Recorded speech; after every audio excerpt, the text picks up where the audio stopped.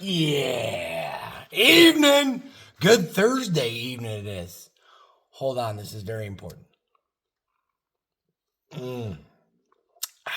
First of the day, first of the week. Not even lying, not fibbing. The last beers I had, you guys watched me drink them. It's chilly out here, and I think that might be slightly frozen, but fuck it.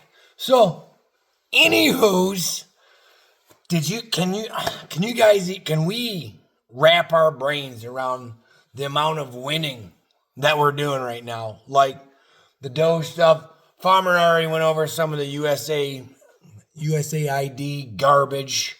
I don't know if he went over it because I'm a squirrel and I have an attention span of like a rabid Rottweiler.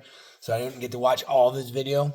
But I don't know if he went into how they were funding news organizations too, like the BBC and who else was it? ABC? Yeah. They were basically funding misinformation. Or we were, because that's where our tax dollars were going. It's fucking great, ain't it? I'm fucking stoked. And like Farmer said, those that are bitching and crying the most are the ones that are probably guilty the most. Because why else would you be out there? Why would you be against, trying to save the American taxpayers' money unless you were in the business of fleecing said American taxpayers for millions upon billions, if not trillions of fucking dollars? So fuck all you Democrat cunts. I'm fucking super happy. Anywho's, I want to take everyone back in time. Remember that one stretch of 4 years that we've had here just recently that sucked the biggest, blackest, veiniest, you know what? You know what I'm saying? You remember down that? The Brandon years? Let's call it that. We'll call it the Brandon years. We all remember the Brandon years, don't we? Mm-hmm. Very fucking painful to watch, to listen to try to even, then we have the programmed idiots that think that, oh yeah, this is what's going on. Oh, this is the sharpest Brandon's ever been. Liar! So at any rate, I'm a big fan of the Sean Ryan podcast, and he had Lindy Li on. And if those of you that don't know her, she was because she kind of tattled on the party, which she equates what she's doing right now to like trying to leave Scientology. That's like the Democrat Party is a fucking religion because none of them actually believe in God. So that is their religion. And it's party before country. She literally said that. Now, this is a woman that's been a lifelong Democrat. Lifelong. She's from China. Not a communist. Hates communism. Loves the country. Believes in rights. Doesn't want to get rid of the Second Amendment. Like, she could damn near be a fucking Republican. Probably never gonna be, but you get what I'm saying. Anywho, she was the one that was basically tasked to get these major donors for the Democrat Party. She was just on Fox not too long ago, shortly after the election, going on and on. I can't remember if I talked to you guys about it or not, about how basically the Democrat Party is in shambles and that all the major donors are fucking pissed because they propped up this dumb fucking broad that couldn't put two sentences together. They had to have her answers changed on ABC. Did y'all see that drop? Fucking hilarious. I think ABC should be charged with fucking, election interference, if you ask me. That's just my opinion. YouTube, let's calm down. Anywho's, so she was on the Sean Ryan podcast going through some stuff and things, and I scribbled down some notes. I'll try to be quick because these recorded ones are, a pain in the ass to upload. 1 and 2, it's nipples out here. So remember how all these fuckers like Cardi B, Beyonce, and Oprah and Katy Perry said that they weren't paid or whatever? Lies, all lies. Which we all knew that, but it's neat to hear it come from a Democrat's mouth. Someone that was there, that wrote the checks for some of these people. I mean, Oprah's Harpo production company, which if you spell flip Harpo around, it spells Oprah, to the tune of $2 million. Al Sharpton, who's allegedly worked for a network, he was paid $500,000. And you wonder why, she was $20 million in the hole by the time all this was said and done? Fucking hilarious. But what I really wanted to get to was all of us this whole time, me and Farmer, all the live streams we did the last 4 years. Pretty much anyone with any gray matter betwixt their fucking ears is thinking, who's fucking steering the ship? Who's running this fucking show? Because this fucking old geezer, senile old fucker was, sorry, some people are like, but nope, he's a fucker. He was a fucker before he got senile, and he's still a fucker. He wouldn't have been there if he wasn't a fucker. That's what I'm getting at. He was a fucker. So at any rate, do you want to know who was steering the boat? I got a list of the people that were steering the boat. So when all these fucking cry-ass, no one voted, like was it Pocahontas? No one voted for Elon Musk. Well, I fucking did, because he was part of the fucking package deal, you fucking bitch. So at any rate, none of these people were part of the package deal with Papa Joe. But just so happens these are the people that were actually running the show. These are all staffers.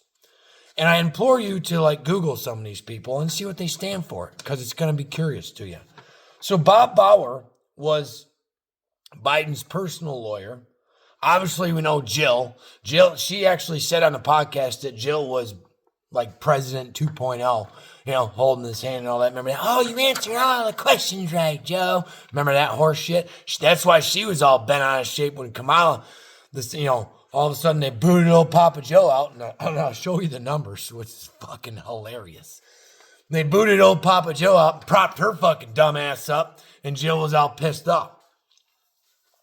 Steve Ricchetti, he was a senior advisor. Kevin O'Connor, Dr. Kevin O'Connor, which was Brandon's personal doctor. Anita Dunn. Mike Donnelly. He was Biden's pollster, right? So he's the one that was feeding, when Papa Joe said that he was going to run again, he's going to be fucking 80 bagazillion years the fuck old, kept on telling Biden, oh yeah, you can win. They actually ran the real numbers before they propped Kamala up, and Papa Joe was going to lose the Electoral College by 400. That's what the pollsters had figured out, but this Mike Donnelly was lying to Papa Joe. And we got Ron Klain and Jeb Seitz. So Google it. I didn't have time because I was literally listening to podcasts and trying to write down the names so I'd come out here and talk to you guys about it. But these were the people that were steering the boat for this last 4 painful years of fucking Brandon that we had. And she'd already gone through on where a lot of these people lie. And these are the people, these are the reasons, these are the people why we had the open border, why we had the big LGBT, ABC, DDD fucking push, the tranny push, all this far psychopath, psychotic, left-wing bullshit. It's because of these people. These people were steering the boat. Papa Joe had no idea what the fuck he was doing. He was out to lunch. She saw that back in 2022 because, like I said, she was very popular with the Democratic Party. Yeah. Very popular with the Democratic Party because she was the one getting all the donations. She was the one making the money flow. So any party, any get-together, whatever, she was invited. Now she's not. She's been kicked out of the Klan. But she would have a front row seat to any speaking engagement, anything. Papa Joe would be there, with his fucking, either his teleprompter with 10 people in the room, which she said that, or a sheet of paper with the largest font that you could get. I mean, we all seen this stuff. I'm not telling you guys anything that we don't already know. But what I'm getting at is when she's seen it happen and when it really kind of clicked for her, when she started questioning things, she said it was 2022, when after a speaking engagement, he comes up and, oh, tell your husband I said hello. She doesn't have a husband. She's not married. And then she had I believe it was the White House doctor or somebody say, now meanwhile, she's about this fucking big around, needs to eat a sandwich, vegan, whatever, runner, she's in great health other than the vegan part. I would argue that, but someone told her that Biden was in better health than she was, and a lot of the other staffers or whatever. And she finally, unlike most psycho in the fucking cult retard Democrats, she actually started using her fucking brain and questioning things, going, 2 + 2 is 4. It's not like 3.75. No, it's fucking 4 all day long. So, as I always say, and this podcast is about 2 hours long. Kind of gave you guys a synopsis. She's a bit of a cry-ass, though, because it's like, all my friends are gone. They weren't your friends. They weren't your friends. She literally was reading off some text messages about how, she once, when they found out she was going on Fox or whatever to talk about things, this is after the election, and how pissed off the donors were that, she was getting all these nasty text messages, you need to be loyal to the party.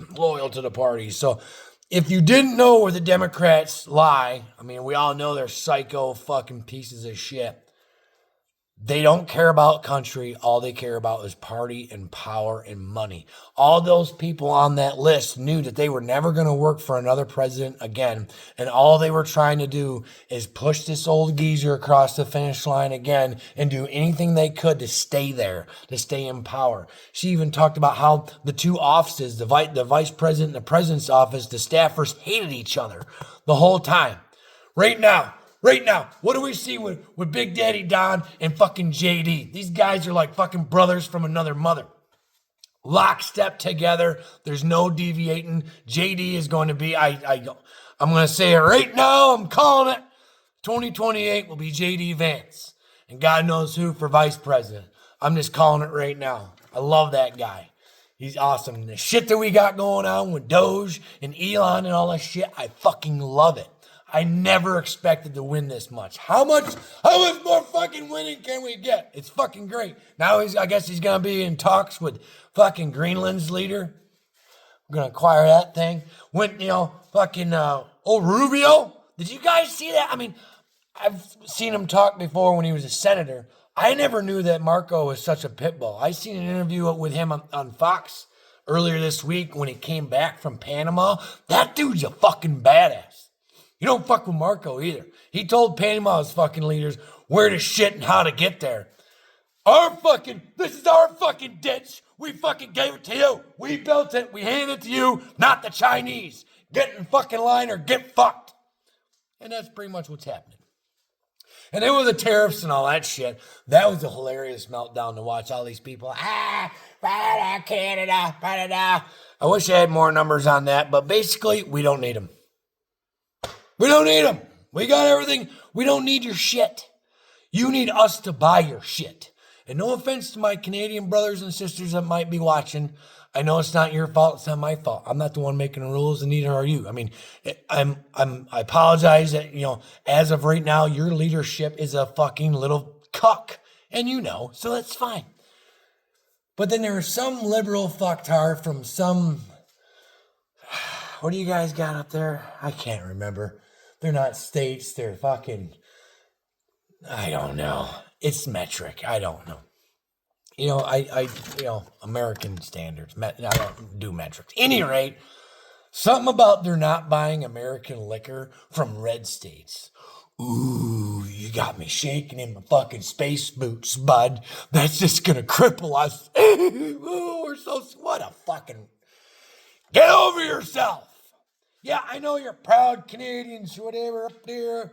I'm not picking on you folks. I'm picking on your fucking politicians. Because that's what they, just like our politicians, they want to fucking toot their fucking horn and shit and look, pound their fucking chest and make it look like they're such a fucking badass. Meanwhile, they're little fucking bitches and don't do shit for their fucking people other than the ones that we just hired. You guys need to get in line and get that fucking Perrier feller in there, and then him and Trump can fucking talk, and then, things can be fucking, it all should just be everything. From Alaska down to the tip of fucking Mexico. Why we should just own it all, I reckon. Why not? Make it just the continent of America. Fuck it. I don't know, just a buddy of mine, army buddy of mine, fucking Mike, fucking called me up the other night and was floating that idea. I'm like, yeah, sounds pretty cool to me. I'm not the one writing the checks though.